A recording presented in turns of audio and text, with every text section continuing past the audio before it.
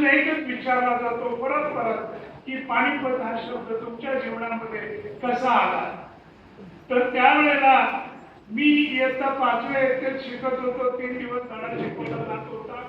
3 दिवस मी दांडी मारली. 4थ्या दिवशी आलो.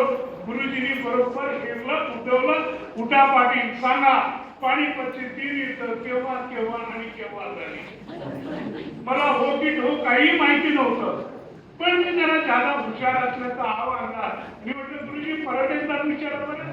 गुरुजी म्हणाले सांगा पानिपतची 3 युद्ध केव्हा केव्हा आणि केव्हा झाली. एक बरं होतं. गुरुजी आम्हाला नेहमी सांगायचे की मुलानं उत्तर चुकलं तरी चालेल, पण उत्तर कसं रेटून दिलं पाहिजे आणि रेटून उत्तर द्यायची सोय होती. म्हणून मी म्हटलं पानिपतची 3 युद्ध केव्हा झाली. हो गुरुजी पहिलं झाल्यावर दुसरं झालं आणि दुसरं झाल्यावर तिसरं झालं.